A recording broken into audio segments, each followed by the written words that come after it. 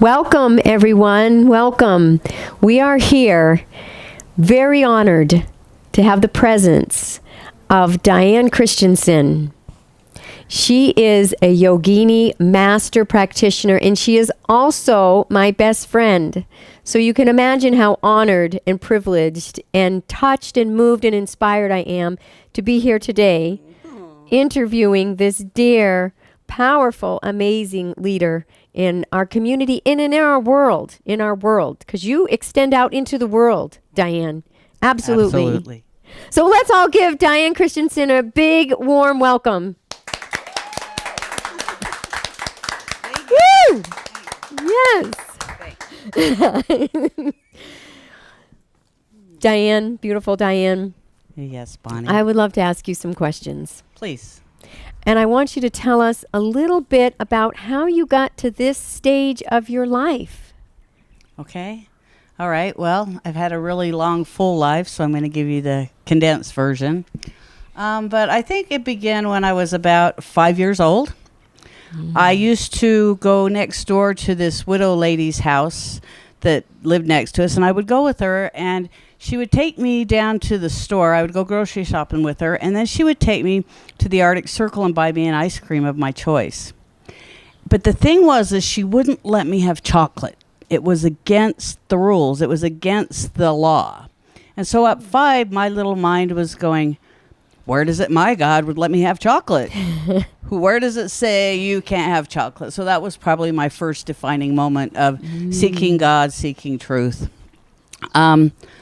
Little later in life, we'll fast forward to a little later, music was always speaking to me. And so I found a lot of answers and comfort in music, the lyrics. So music was my guru for a while. And then in my first marriage, it was a wonderful marriage. I got so many fruits out of it. But what I found in that marriage was that at times there was no one there for me. And so the only thing I had to rely on was tools of power of mind. I started dabbling in power of mind and started dabbling in other self-help topics because I was there for me.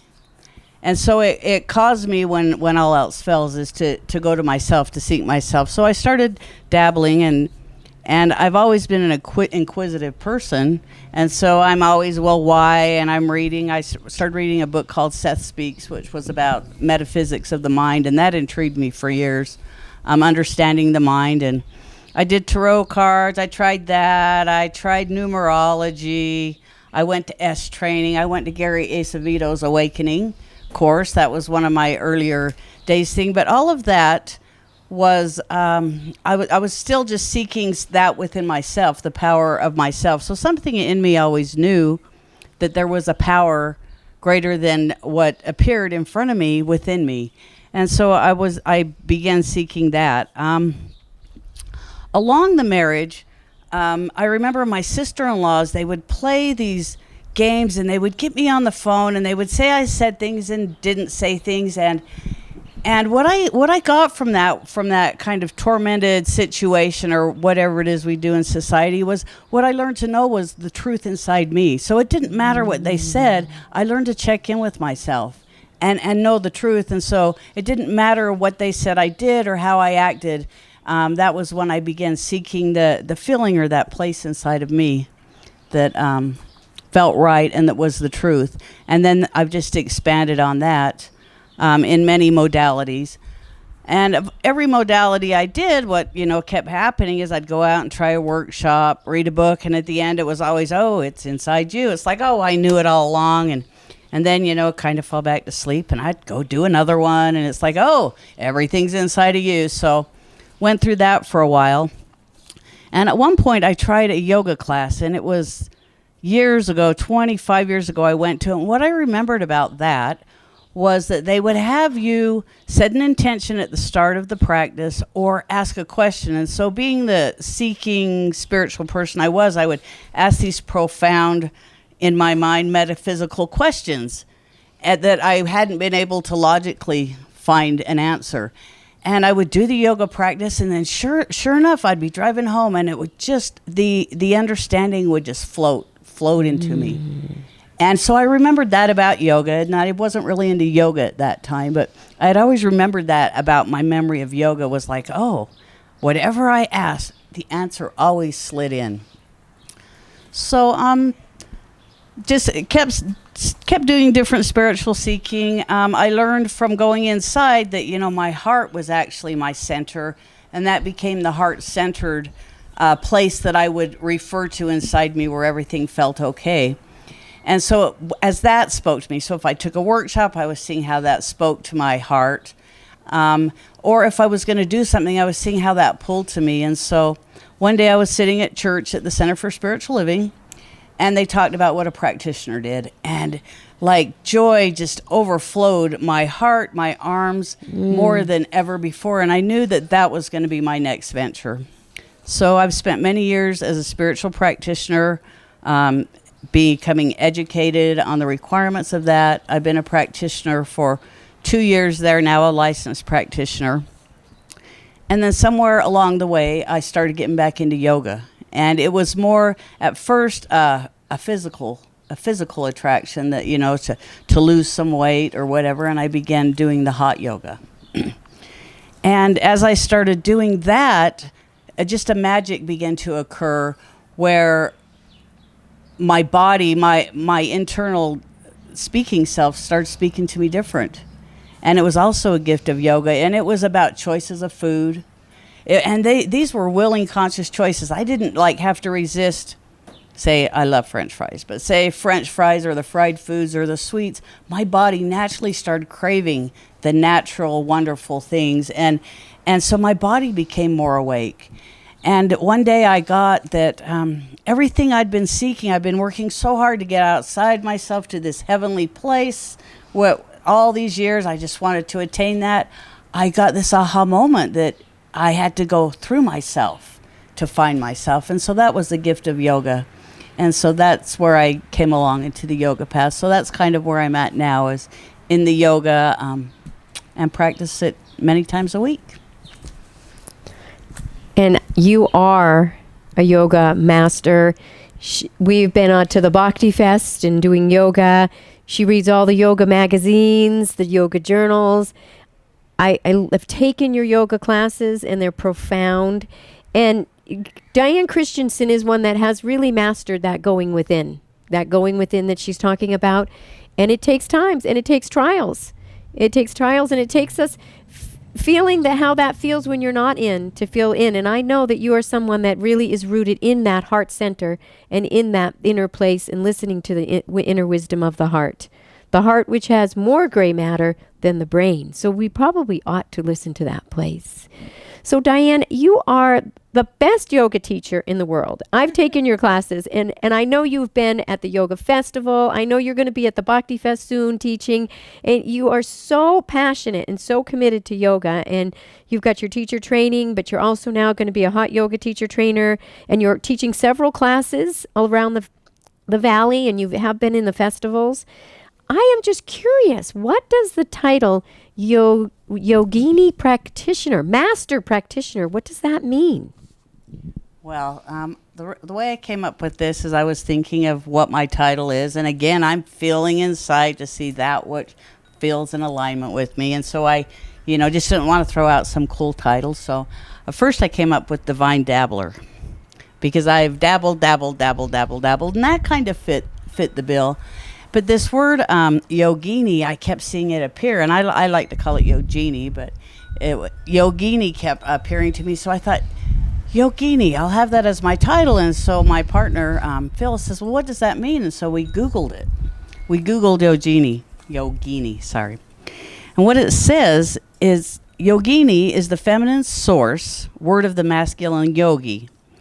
More than a gender label for all things, Yogini represents both a female master practitioner of yoga and a formal term of respect for a category of modern feminine spiritual teachers.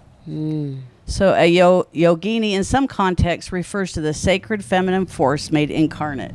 And so that to me is like, that's it. That is it. I am a passionate practitioner of yoga. And so that's where that came up from. And as we talk more, we'll talk a little bit more about yoga, that it's more than what it appears to be to the Western world. Why don't you tell us more about your yoga? And I know that you are into the heart-centered yoga. So tell us all more about your heart-centered yoga practice. And all right. So I'll talk a little bit about yoga first. And typically in the Western world, when you say yoga, everybody thinks of it's called asana, the forms, the poses you do. And actually what my interest is the 8 limbs of yoga as a lifestyle. And so there's 8 limbs of yoga, and I'm going to read those to you in a minute, but I want to read this other phrase about yoga. So this is actually for you Westerners who want to know, this is actually what yoga is about and where it came from. So the practice of yoga is art and science dedicated to creating union between body, mind, and spirit. Its objective is to assist the practitioner in using the breath and body to foster an awareness of ourselves as individualized beings intimately connected to the unified whole of creation. In short, it is about making balance and creating equanimity so as to live in peace, good health, and harmony with the greater whole. And so that's like beautifully what I've been doing my whole life if I was to take it all up. And so that's actually the definition of yoga. It's the union of mind, body, and soul. So there's 8 limbs of yoga, and I'm just going to describe those to you so you get an idea of what they are or what yoga actually encompasses. And then we'll talk a little bit more about heart-centered yoga and yoga. So there's the yama, and that's universal morality. And so that's being moral in the world and having, a good world. It's the outer world. There's niyama, and that's your personal observances. That's being kind to yourself, speaking kind inside yourself, feeding yourself well. There's asanas. That's the body postures. That's what most people think that yoga is. Pranayama, and that's breathing, the breath, and the control of the breath. Pratyahara, control of the senses. That would be maybe a quick one would be like not just following your urge to go throw a bag full of candy in your mouth.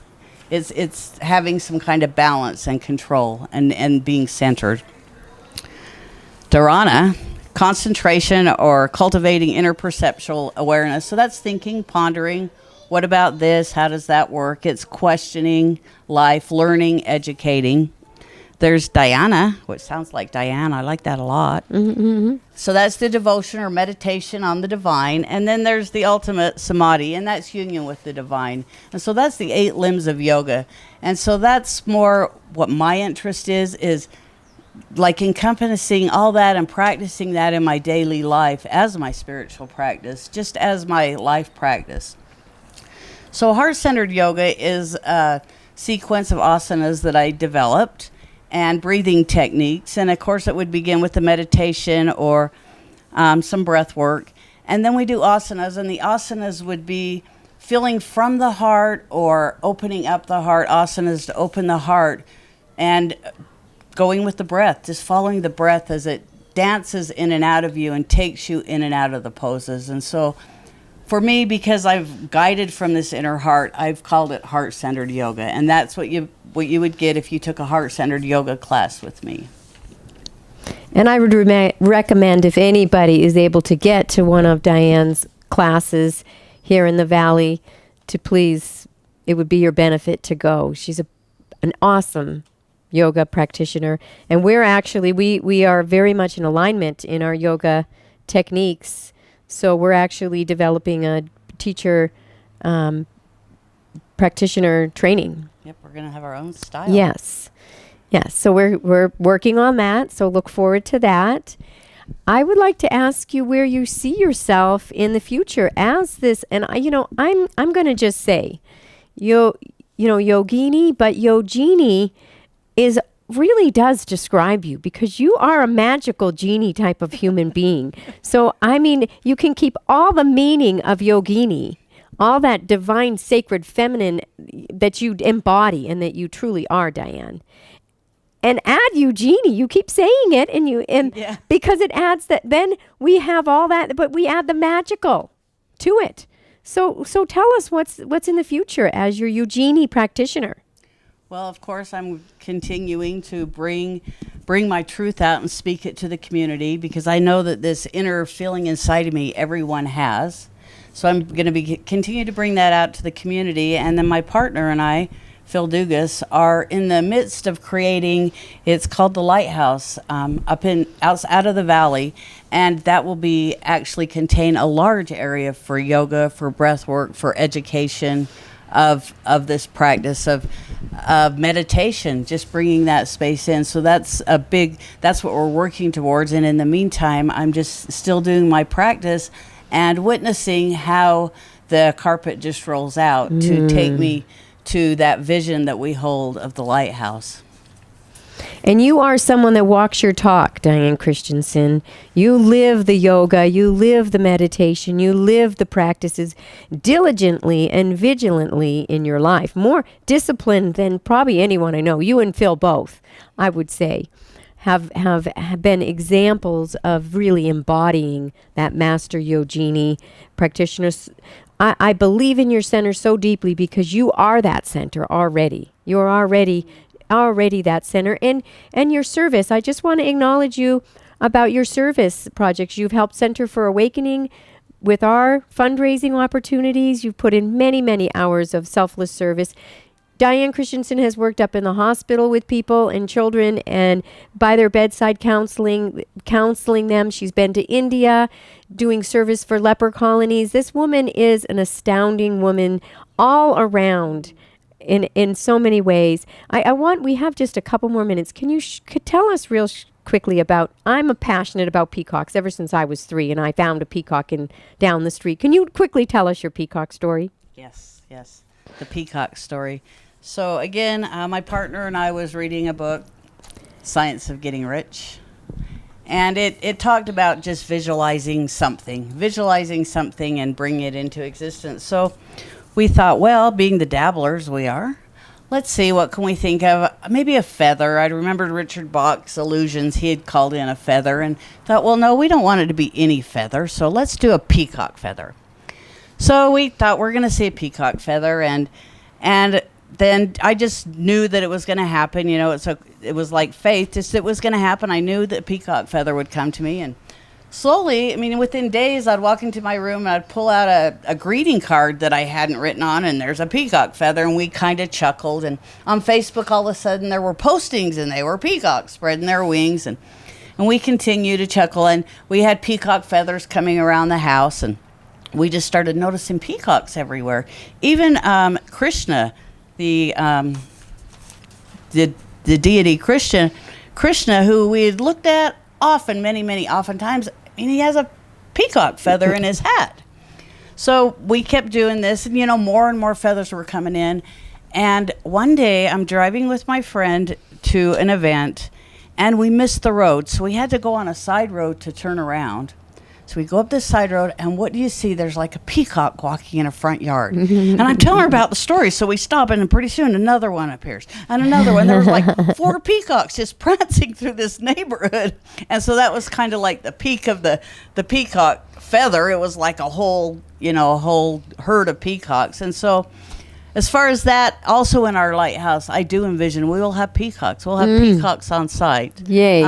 We've brought it into our house. Now the bathroom is now decorated in peacock, and peacocks, it's now just a normal everyday thing. But that's just like the power of believing, inquiring, and not believing but not disbelieving, and just seeing what happens if you put it out there, seeing how that inner part of you aligns, and what it is we're capable of producing, and who we really are, the powerful beings we really are.